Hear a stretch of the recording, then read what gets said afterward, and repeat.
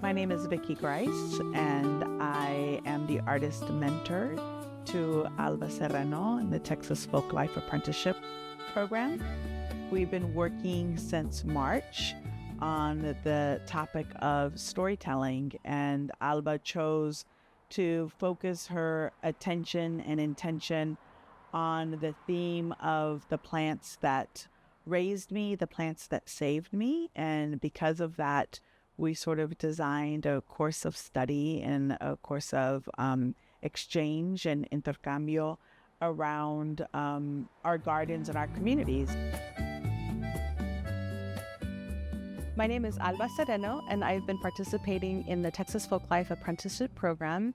I'm apprenticed to master artist Vicky Grise in the art of storytelling, of traditional storytelling. And it's been an incredible experience for the last couple of months. I've had Vicky's support to be able to develop my ideas, things that maybe I had been thinking or percolating on for a really long time in regard to plants, the ancestral knowledge of plants in my family, and relationships that people in my family have had with plants across maybe 5 or 6 generations. Thank you for coming out. I wanted to introduce Vicky Grise. Vicky is my mentor. She's a, just master artist that I've had the luck to learn from for the past couple of months. Thank you all for being here. This is, Alba last night said, I hope people come. And now we're like, where are all the chairs for all the people? I have a very good friend, Maribel Alvarez, that talks about folk life as the things that we make, do, or say that we share with other people. And so for me, sobremesas become the way in which we share stories. So we gather around a table, we eat together, we laugh together, and we tell stories. And here in Houston, Alba designed a beautiful sobremesa with her husband that was looking at plants from our cultures. There were beans, rajas, and okra. So much, really just great food and great people. And, it just becomes a site for us in our front yards, in our gardens, in our kitchens.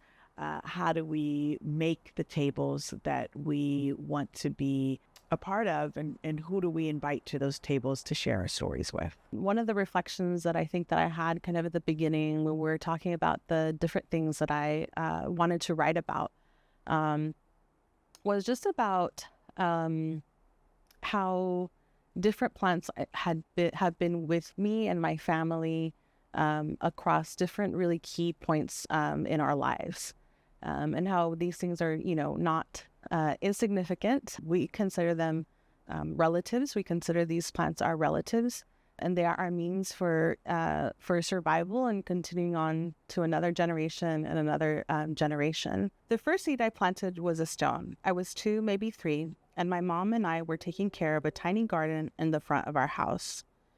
The first house my parents ever owned together in Monterrey, Nuevo León, Mexico.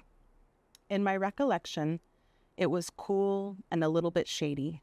The earth was a rich black color, and I felt that I was in a forest, the kind that I saw in the Disney movies that we eagerly watched dubbed over into Spanish on the TV. I picked up a stone and planted it, and my mom lovingly corrected me, explaining that stones do not grow into trees. She gave me a seed to plant instead, which did end up growing into a tree. But what my mom and dad were planting in that garden was okra. ¿Okra? Sí, hijita. ¿Y eso por qué, mami? Pues eso venía de Welly, hijita, y yo se lo enseñé a tu papá. My tía Marta says that my great-grandmother Welly, as we called her, was a person who spread joy everywhere she went. Tía Marta may not know it, but that's how we all feel about her, too. She says that the mood would lighten and everyone was happy when Welly came around. Even I got a taste of that joy as a little toddler. I remember my great-grandmother's hands. They were big and wrinkled, brown and strong, compared to my own tiny toddler hands when we played patty cake games together. me on her lap as she sang in Spanish and moved my hands. I stared up at her face. She felt familiar and mysterious at the same time. But when she hugged me close at the end of each song, I felt curious and happy and loved. Welly was still alive when I was under 3 years old, and some of my earliest memories involve laughing with her at my grandparents' house, visiting her at hospital, and then at her gravesite on the foot of the mountains outside of Monterrey, Mexico, my city of birth. Welly passed away before we crossed the border to the U.S. side, again in my generation. I always think of border crossings as cumulative across the generation. It's the only way I can square it up in my head. Ok, entonces Welly cruzó con su papá y su hermano cuando estaba chiquita y vivió con sus tíos en Arkansas y ya nunca vio a sus papás y a su hermano. Sí, y tenía una hermanita, pero se murió. ¿De qué, mami? No sé, hijita. Y luego se regresó con su segundo esposo a México y Welita Mine. Ella se crió en México, pero después se fueron a Estados Unidos. Pero cuando tú eras niña, Welly, ¿en dónde estaba? Pues Welly viajaba por tren. Iba y venía entre las casas de todos sus hijos y vendía cosas de los dos lados. Like Welly, my big sister and I came to live in the U.S. before we turned 10 years old. Us with our parents, her with an aunt and uncle a bit further north. She is the furthest back transnational border crossing ancestor that we know the most about. The story goes that following the death of her mom, her daddy and brother dropped her and a sister off in Arkansas with an aunt and uncle that didn't have children of their own. She never saw her daddy and brother again. They went west to California, and Welly continued to try to find them as an adult by asking my mom and maybe her other grandchildren to echarlos a la radio, put them on the radio announcements in case they were listening. She must have carried a deep grief at their loss, but that had not stopped her from living joyously with several generations of family of her own creation. She had 5 kids, was widowed of her first husband, a man much older than her, and remarried.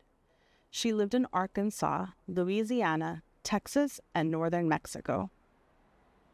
In her old age, she didn't keep a permanent home. Instead, she was an independent woman of family and commerce, buying and selling goods like bed sheets, clothes, and other home goods on one or the other side of the Rio Grande. Rio Bravo? Depends who you ask on, and on what side of the border you are when you ask them. She traveled by train and popped in on all of her relations a few months at a time. In this way, everyone felt her presence, had her undivided attention and support, and had access to that seemingly endless well of joy. I had very little time with her on this plane, but she made quite an impression on me. Aunque sea unos huevitos con okra, hijita, my mom would say to me as I rushed out of the house to get to 7 a.m. band practice.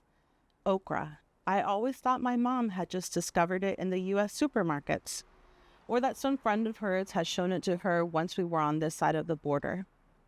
It wasn't something I had ever seen in the mercados when we crossed over to Mexico after school to do the grocery shopping. My mom sought it out at H-E-B in the frozen aisle. I don't even think I saw it fresh until I was an adult. But wait, of course I had. It was in the first garden I had tended, when my mom showed my dad what her grandmother had shown her. And how did Welly cook it, Mami? And who showed it to Welly, do you know? And how old were you when you first ate okra, Mami? And Mami, do you know how okra got to the places where Welly grew up and where she lived?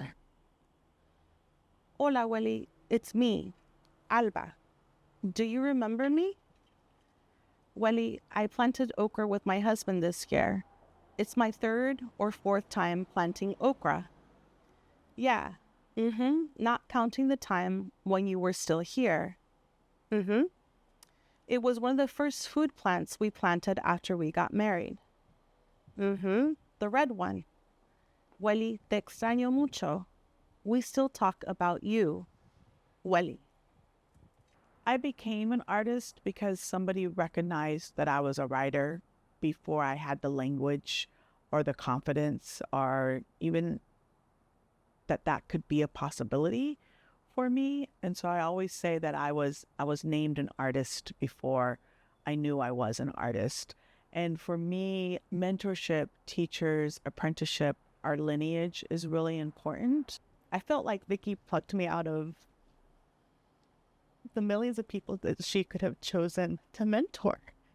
I just feel super lucky and super grateful. And I think that, on her dying bed, my grandmother said that the one thing that she wanted to impart to us, and especially I think the girls in the family, was that we should never stop learning. Ever since I was a little kid, I wanted to write.